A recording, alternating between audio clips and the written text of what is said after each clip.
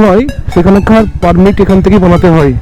এখানেও হয় একটা ঘটনা, কিন্তু জমসন অব্দি পৌঁছতে পারবে এটা বললো। আর এটাও বললো যে অনেক নেপালি ড্রাইভার গাড়ি লেগেছে, এখানটা করে স্ক্র্যাচ হয়ে গেছেন, রাস্তা আছে, কোনো জায়গায় কিন্তু কাজ হচ্ছে না। এবং অফরোড পাম্পে করলো চাকা পিছনে, তুমি নোনো না, দেখে বসো। মুক্তিনাথ, মুক্তিনাথ। আর কি সুন্দর লাগছে, কতটাই বললাম, এই লাগে তো। যদি আমি এই একটা দিয়ে বাস যাই, চিন্তা করো। তো আসি, ও এখন তো বৃষ্টি হয়নি, রাস্তা খুবই আসছি করার সময় আমি বুঝতে পারিনি এতটা জিপ যাচ্ছে কি জানি না, ক্যামেরায় আসছে।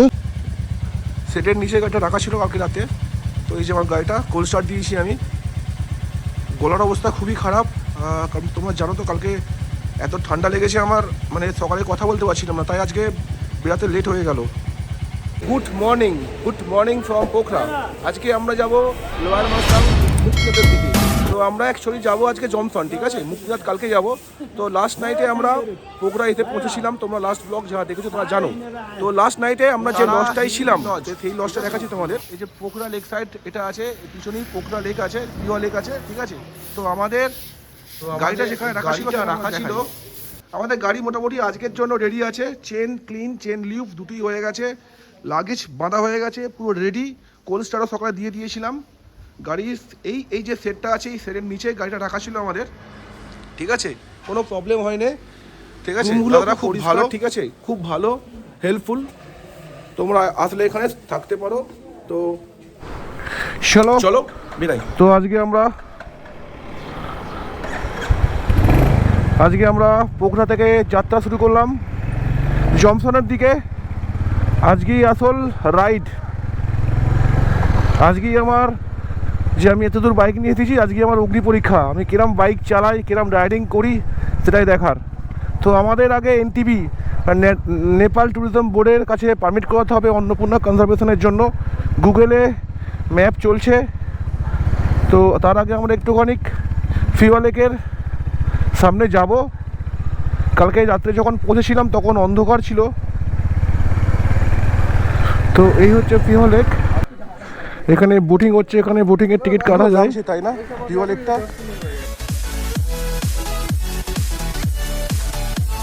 মারাত্মক সুন্দর লাগছে, অপরূপ সুন্দর।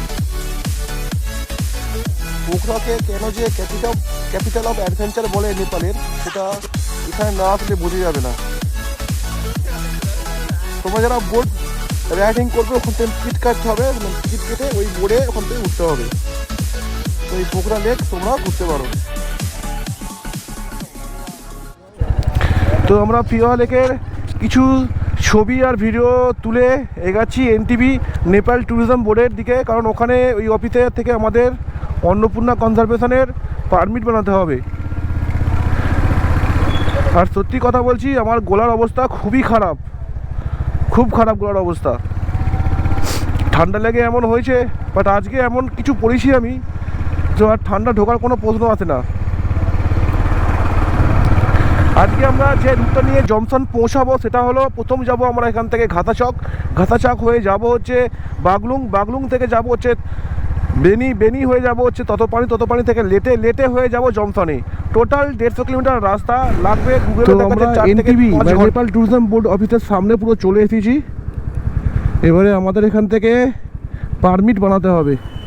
আমার ডান দিকেই আছে এনটিবি নেপাল ট্যুরিজম বোর্ডের অফিস। এখান থেকেই নেপালের যেখানে ট্রেকিং হয় সেখানে পারমিট এখান থেকে বানাতে হয়। তো আমরা এখানে 5টায় পৌঁছে গেছি। তো আধা ঘন্টা টাইম লাগবে। ঘাতা থেকেও কিন্তু পারমিট বানানো হয়, বাট আমরা এখান থেকেই বানাবো। আর আমরা এখানে একটা ছোট্ট রেস্টুরেন্ট কাম টি শপ খুঁজে পেয়েছি। তো এখান থেকে এখন আমরা একটু চা আর কফি সঙ্গে একটু বিস্কুট খেয়ে পারমিট বানিয়ে যাব হচ্ছে জমসনের দিকে।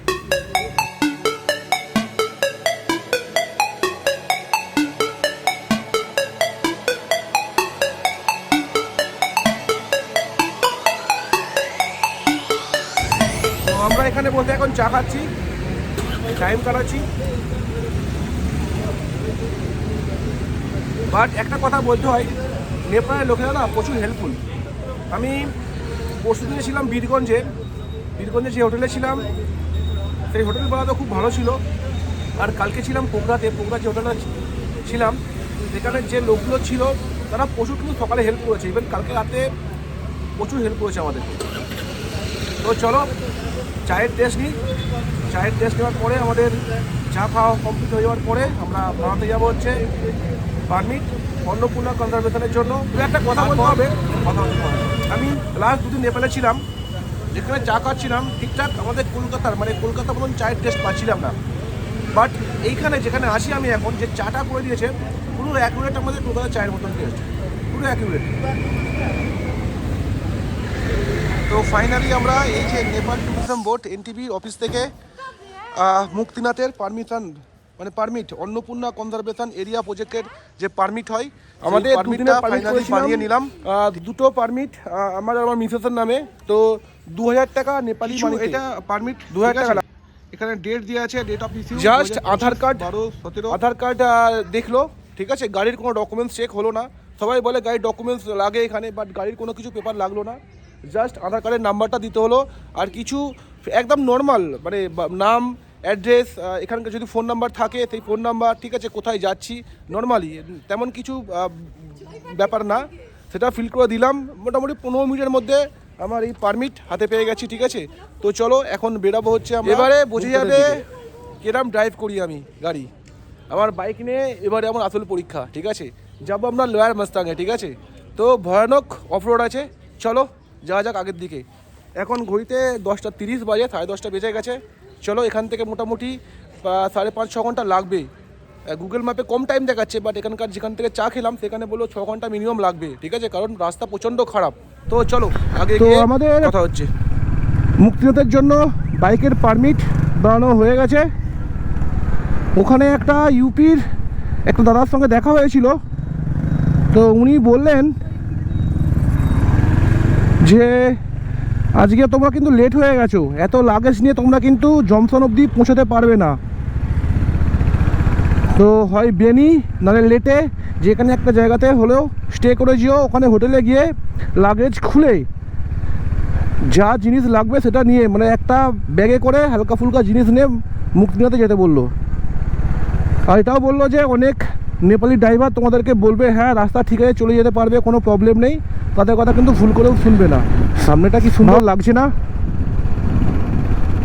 পুরো একদম স্নোপিক মাউন্টেন, আর তার সামনে দিয়ে আমি গাড়ি চালাচ্ছি। ভাই আজকে থেকে আমার বাইক যে নিয়ে এতদূর এসেছি না, এরপর থেকে যে রাস্তাটা পাবো অফরোডিং লয়ার মাস্তাঙের, তো ওটাই হচ্ছে আমার অগ্নি পরীক্ষা। আমাদের কলকাতা টু নেপাল রাইডের আসল জার্নি কিন্তু আজ থেকে স্টার্ট, কারণ আমরা আস্তে আস্তে যাচ্ছি লয়ার মাস্তাঙের দিকে। আমাদের সামনে পড়বে ঘাসা চক, তারপর পড়বে কুসমাতে একটা সাসপেনশন ব্রিজ আছে, তারপরে পড়বে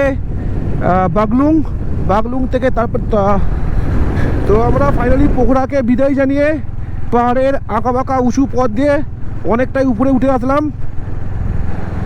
আমাদের সামনে আছে ঘাসা চক, আর তার সামনে আছে কুসমা, আর কুসমাতে গাড়ি স্টার্টটা অফ করে দিয়েছি, ঠিক আছে, ডাউনহিল আছে বলে।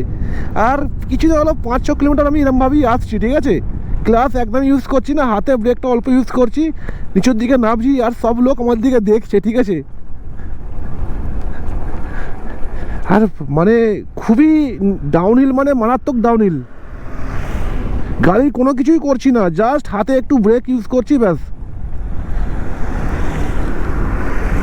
এই দেখো আমরা গাড়িটা থেকে টোটাল এখনো অবধি 36 কিলোমিটার এসেছি জংশনের দিকে, ঠিক আছে। তো এখনো অবধি রাস্তার কন্ডিশন কিন্তু ভালো, জাস্ট এরকম রাস্তা আছে, কোনো জায়গায় কিন্তু কাজ হচ্ছে না, এবং অফরোডও কোনো জায়গায় নেই। আমরা কুসমা সাসপেনশন ব্রিজের কাছে গেলাম না, কারণ আমাদের ইচ্ছা আছে জংশন অবধি যাওয়ার, তো দেরি হয়ে যাবে, কারণ এখন ঘড়িতে 12:30 বাজে। তো ওটা ফেরার পথে ভিজিট করব আমরা বাগলুং থেকে, আর 10 কিলোমিটার পিছনে বাঁদিক দিয়ে বেয়ে চলেছে কালীগণ্ডকী রিভার, এর সাথে সাথেই আমরা যাব। Welcome to Baglung. লাগছে ভাই, দেখো কালীগন্ডকী রিভার, ওপরে স্নো ক্যাপ মাউন্টেন আর ডাউন হিল।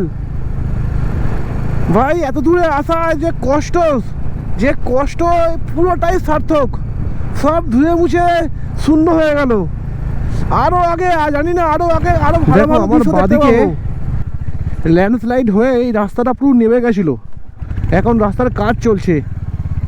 কি ভয়ঙ্কর তাই না? দেখো পুরো অফরোডিং স্টার্ট হয়ে গেছে।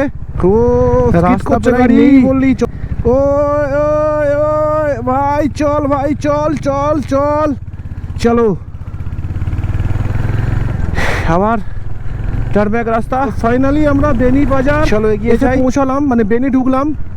আগে বেনি বাজার আছে, ওখান থেকে আমার গাড়ির পেট্রোল আছে, বাট তবু আমি গাড়িতে পেট্রোল ফুল করিয়ে নেব, কারণ উপরে জমসনের দিকে পেট্রোল পাওয়া যায়, বাট বেনি বাজার কস্টলি, আমাকে এবার এখানে পেট্রোল ভরাতে হবে। এমনই জায়গায় যে মানে খুবই অসুবিধা হয় বুঝতে। বাট চিনে রাখো, বেনি বাজারটা টপকাবে, বেনি বাজার টপকেই একদম ডান দিকে পড়বে সামনেই। তো এখান থেকে আমি ট্যাঙ্কটা ফুল করি। ডিজিটাল মেশিন এখনকার, আর এটা হচ্ছে ম্যানুয়াল আগেকার দিনের, ঠিক আছে। এখানে লিটারের দাম হচ্ছে 165 NPR नेपाली। ফুল করে দিন, ফুল করে দিজিए। आगे पेट्रोल पंप मिलेगा? आगे नहीं मिलेगा, यही आखिरी पेट्रोल पंप है। तो আমার তেল হলো 8.27 লিটার, 1334 টাকা 55 পয়সা। শেষ পেট্রোল পাম্প। এরপরেও পেট্রোল পাওয়া যায়, কিন্তু অনেক দাম দিয়ে, মানে টাকা বেশি নেবে। যিনি পেট্রোল দিচ্ছিলেন উনি বললেন যে এটা শেষ এখানকার পেট্রোল পাম্প, এরপরে পেট্রোল পাওয়া যাবে, কিন্তু দাম অনেক দিয়ে তোমাকে নিতে হবে। দেখো আমাদের এবারে কালীগন্ডকী নদী ডান দিকে চলে গেছে, আর এখান থেকে অফরোডিং স্টার্ট হয়ে গেছে। দেখো জায়গাটা দেখে নাও একবার, পুরো ফুল টু অফরোড চলছে। আর পাহাড়ের ভিউগুলো দেখে নাও একবার, পাহাড়গুলোকে দেখে নাও। ও গাড়ি,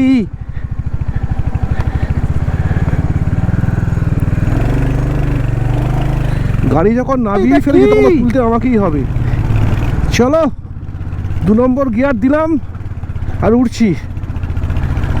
ও ভাই, ও ভাই, ফুল অ্যাডভেঞ্চার, ফুল অ্যাডভেঞ্চার। এন্টার করলাম, এখানেও থাকার জায়গা আছে, আমরা এখানে থাকবো না, যতটা পারি এগিয়ে যাব জমসনের দিকে। আর দেখো রাস্তা পুরো ধুয়ে ধুয়ে কালীগন্ডকী নদীর সঙ্গে মিশে গেছে। যতখানি এখানে ন্যাচারাল হট স্প্রিং আছে, তো তোমরা এখানে আসলে এখানে ভিজিট করতে পারো। বাট আমি আজকে দাঁড়াচ্ছি না, কারণ আমার অনেক লেট আছি আমি, তো তাই যাওয়ার সময় এখানে ভিজিট করবো। এখানে ভিজিট করবো আর কিছু আর একটা কি সুন্দর দেখো আমাদের सामने सस्पेंशन ब्रिज। स्कूल छुट्टी हो गया, स्कूल छुट्टी हो गया। चलो बाय बाय, चलो। हाँ मुक्तिनाथ, मुक्तिनाथ, चलो बाय बाय। भाई বাচ্চাদের ছুটি হয়ে গেছে, স্কুল থেকে বাড়ি ফিরছে। ও ভাই কি রাস্তা এটা, দেখেছো কতটা ন্যারো। ভাই কি এটা, কি এত ন্যারো, কি দেখছি ভাই। আসলে প্রথমবার নিজের বাইক নিয়ে এসেছি, তো তাই নিজের মধ্যে সেই এক্সাইটমেন্টটাকে ধরে রাখতে পারছি না। কতটা নিচু দেখো এখানটা করে, কতটা ডাউনহিল দেখো। এটা যতটা নামতে মানে ইজি হচ্ছে না, ওটার সময় ফাটবে। বাট डर के आगे जीत है भाई। तो আমরা একদম রুপসে ওয়াটারফলসের সামনে চলে এসেছি। এই কাপটা টার্ন করলেই দেখা যাবে রুপসে ওয়াটারফলস।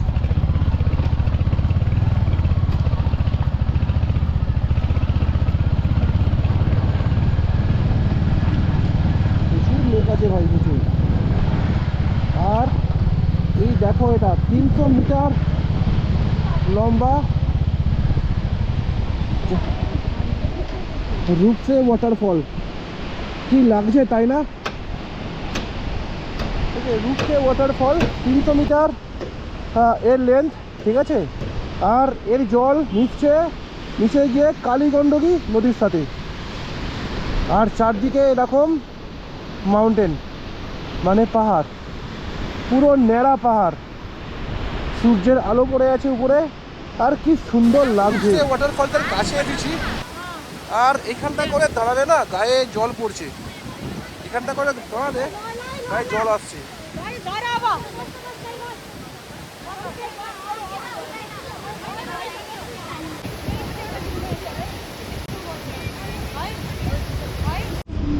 রূপসা ফল থেকে উঠতে গিয়ে ওখানটা করে স্কিপ করে গেছে গাড়ি হেরে শুয়ে পড়েছিল, গাড়ি লেগেছে, এখানটা করে স্ক্র্যাচ হয়ে গেছে। ট্যাঙ্কেতে কিছু হয়নি, আর আমরা এমনি জাস্ট নেমে পড়েছিলাম। চলো লাস্ট অব্দি গাড়ি নিয়ে একবার আছাড় দিলাম।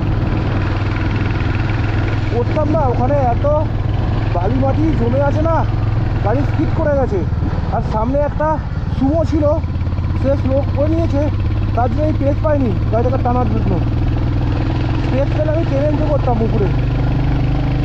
এই গাড়িটাকে আসতে করতে কি হয়েছে ঘটনাটা। ওয়াটারফল ক্রস করার পরে একটা জায়গায় গাড়ি নিয়ে হালকা পড়ে গেছিলাম, ঠিক আছে। তারপর থেকেই না আমার এই ওডোমিটারের এখানটা করে না ইঞ্জিনের সিম্বল দেখাচ্ছে, বাট গাড়িতে কোনো প্রবলেম হচ্ছে না। কিন্তু ঠান্ডা লেগে সর্দি লেগে গেছে এমন না, সকালে কথা বলতে পারছিলাম না, গলা বসে গিয়ে এমন হয়েছে। আর দেখো ভাই, তোমাদের ভাই অফরোডিং করছে।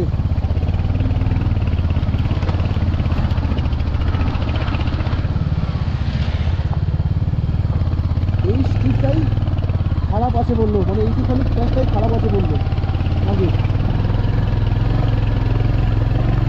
তো আমার তো মনে হচ্ছে না, আমার তো মনে হচ্ছে পুরোটাই এরকমই পাবো। আমরা আছি এখন লোকেতে, আর এখন বাজে 4:13, আর আমাদের কাছ থেকে জংশনের দূরত্ব হচ্ছে 27 কিলোমিটার। গাড়িটা মানে 27, আর সামনে এরকম সুন্দর ভিউ, এটা লোকের বাজার,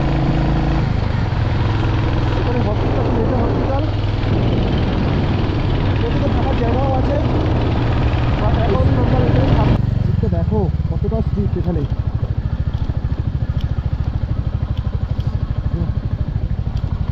ও ভাই, সত্যি এবার বুঝলাম লোয়ার মাস্টাংয়ের রাস্তা নিয়ে কেন এত বদনাম। ভাবছিলাম যে অফরোডিং নেই, ভালো রাস্তা, বাট বেনি বাজারের পর থেকে ভাই এই ল্যান্ডস্কেপটাকে দেখো, কি সুন্দর লাগছে ভাই। ওদের আরেকটু ভালো করে দেখাচ্ছি আমি, দাঁড়াও। কালীগণ্ডকী নদীর এত বড় চওড়া হতে পারে আমার ধারণা ছিল না। দেখো ভাই সাব, কি সিনারি ভাই এটা। আর ওই পাহাড়টা মনে হচ্ছে তো পোর্ট্রেট করা কোনো ছবি, কেউ একে ড্রয়িং করে ওকে ভালোভাবে রেখে দিয়েছে ওখানে বসিয়ে, কি সুন্দর লাগছে ভাই রে। এটা কি, এটা উঠতে হবে এতটা? চলো ট্রাই করি, উঠতে তো হবেই। ও নম্বর গিয়ারে দিয়েছি, আর একটা গিয়ার কমলে হবে না, পরে যাবো আবার, না হবে কোনো কিছু নয়। ফোকাস অন ধরে রাস্তায় ফোকাস, আর এদিক ওদিক নয়।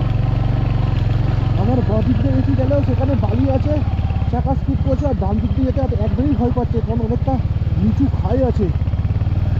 এই যে মধ্যিখানে দিয়ে যা বেটার। ও ভাই, কি রোড এটা ভাই, এটা রোড না অন্য কিছু? এই রাস্তা দিয়ে বাস যায়, চিন্তা করো তোমরা। কি এই দেখো বাস আসছে, এ মা, আমাকে কি করে দাঁড়াতে হবে একটা জায়গায়? বাবরে বাপ, কি কোনো ব্যাপারই নেই এদের কাছে, তো অভ্যাস তো, কোনো ব্যাপারই নয় এদের কাছে। ট্রেনে উঠিয়ে দিল। যারা বর্ষাকালে ভাই, এটা যদি বৃষ্টি হয়ে যায় এই জায়গাটা, তখন তাহলে কি হবে চিন্তা করো। এখন তো বৃষ্টি হয়নি, রাস্তা শুকনো, তাতেই আমার এই অবস্থা। যদি একবার বৃষ্টি হয়ে যায় তখন তাহলে কী হবে রাস্তাটা? যারা বাইক নিয়ে আসে দূর দূরান্তের থেকে, আমাদের ইন্ডিয়া থেকে, বাইরে থেকে, তারা কীভাবে রাইডিং করে ভাই। এই জন্যই বলে লোয়ার মাস্টারকে, মানে লোয়ার মাস্টারের রাস্তাকে নরক বলে। এতদিন বাদে, মানে এতক্ষণ বাদে আমি ফিল করছি। ও ও ও এই জন্যই এখানকার রাস্তা, লোয়ার মাস্টারের রাস্তাকে নরক বলে ভাই। এটাও কি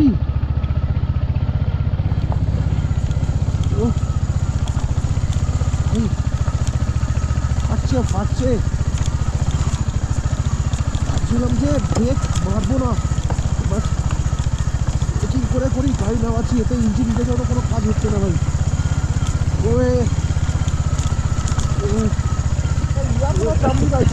একই তো, এটা হয়তো মহিষের মতন লাগছে, তা চামড়ি গাই ভাই। চরম অফরোড। লাস্ট আর 12 কিলোমিটার বাকি আছে জমসনের, পুরোটাই অফরোড মনে হয়। এই দেখো একটা ছোট্ট ওয়াটার ক্রসিং, সব ছোটো নয়, বেশ ভালোই বড়। একটা জায়গায় ওয়াটার ক্রসিং ক্রস করার সময় আমি বুঝতে পারিনি এতটা ডিপ থাকবে, বাট আমার জুতোটা, মানে আমার শুটা ভিজে গেছিলো, মনে হলো না পাড়া ব্লেড থেকে কেটে দিল, এতটা ঠান্ডা। ক্রিসমাস ট্রি আমাদের সঙ্গে এখনও আমাদের ডান দিকে কালীগঞ্জুকি নদী বেয়ে চলেছে, আর আমার এই হান্টার 350, আর পিছনে আমার লিওন, আমার লাইফ, আমার মিস প্রতিমা ঢালি, আর আমি চলেছি চলছে ভাই। চরম অফরোড ভাই, চরম অফরোড। এর জন্য তোমাদের কাছ থেকে আমি একটা তো লাইক, একটা কমেন্ট পেতেই পারি, তাই না? আর যারা আমার এই ভিডিওটা প্রথমবারের জন্য দেখছো, তারা অবশ্যই আমার চ্যানেলটাকে সাবস্ক্রাইব করে দিও। কিলোমিটার জমফনের ডিস্টেন্স, তো জমফনে একটু কস্টলি, বাট আমরা জমফনেই থাকবো। বাট এখানে কিন্তু মারফাতে কিন্তু অনেক লোকই থাকে, কারণ এখানে হোটেলের রেট কিন্তু জমফনের তুলনায় অনেক কম। ওয়েলকাম টু মাথা ভিলেজ। এদিক থেকে গেলে মাথা ভিলেজ দেখতে পাবে, এটা মাথা ভিলেজের মধ্যেই পড়ে, বাট এদিকটা গেলে আরও মানে সিনিক ভিউ, যে মাথা ভিলেজের সিনিক ভিউ আছে, সেটা ওই দিকটা দিয়ে গেলে তোমরা দেখতে পাবে।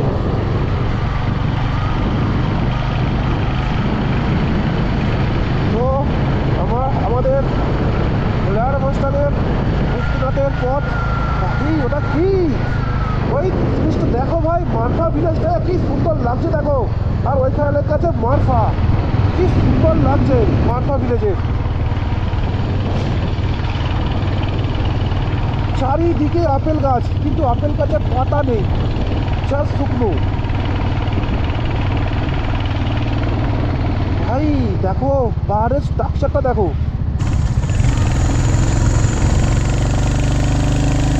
এখানে টেম্পারেচার কিন্তু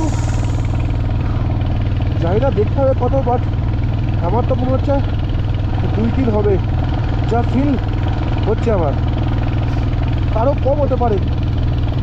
ভাই ভাই ভাই ভাই ভিউটা দেখো, এখান থেকে ভিউটা দেখো, আমি স্যাডেলিং করে গাড়ির উপরে দাঁড়িয়ে আছি, আর ভিউটা দেখো কি লাগছে দেখো। ও ভাই ভাই রে, জীবন সার্থক। ও ভাই সাবধান, অফরোড স্টার্ট, আর কতটা ডাউন হিল দেখো। যতটা মজা পেয়েছিলাম এই ল্যান্ডস্কেপটাকে দেখে, ততটাই ফাটছে আমার এখন নামার সময়। ভাই রে, চলো চলো চলো, টেনশন লেনে का नहीं ভাই, আগে চলো।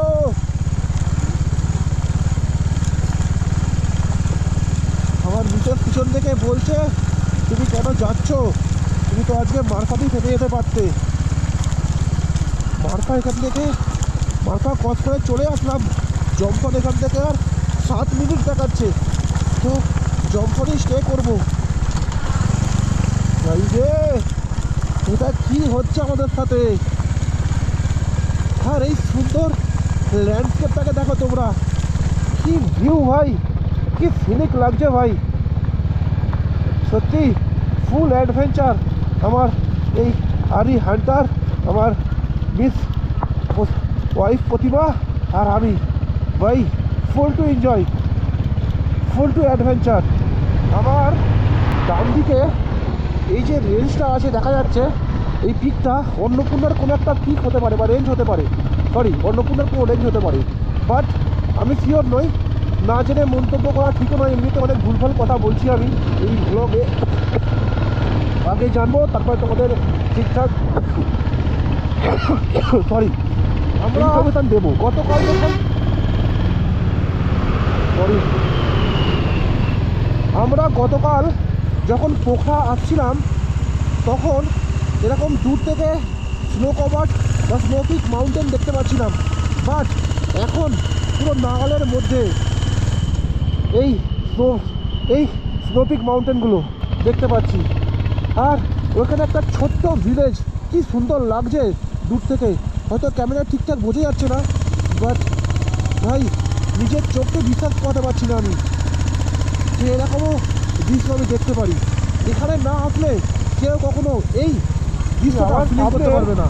এই যে পাহাড়গুলোর স্ট্রাকচারগুলো দেখো, মনে হচ্ছে কেউ কেটে ফালা ফালা করে দিয়েছে, এরকম স্ট্রাকচার দেখো পাহাড়গুলো। আমার বাঁদিকে জমসনে এন্টার করলাম, আর এটা দেখো জমসনের এয়ারপোর্ট, এটা রানওয়ে, ঠিক আছে, এটা রানওয়ে। আমরা জমসন ভিলেজে এন্টার করলাম, রানওয়েটাকে কি সুন্দর লাগছে তাই না? ও এখানে বাজাজের একটা সার্ভিস সেন্টার আছে, শোরুমও আছে। এখান থেকে কালকে সকালে আমি চেনটাকে লিফট করাবো, আবার লিফট তো আছে, চেনটাকে টাইট দেবো আর নিচটাকে লুকিং গ্লাসটাকে টাইট দিয়ে দেবো। বাট আমাদের এখানে হোটেল দেখতে হবে।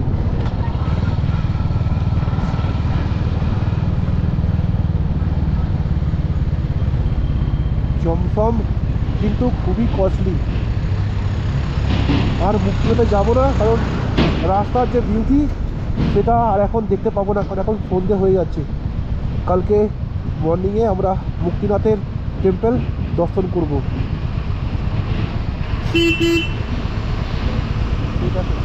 এটা হচ্ছে জমসম ভিলেজ, জমসম ভিলেজের এইসব হোটেল, আর এটা হচ্ছে জমসমের এয়ারপোর্টের রানওয়ে, ঠিক আছে।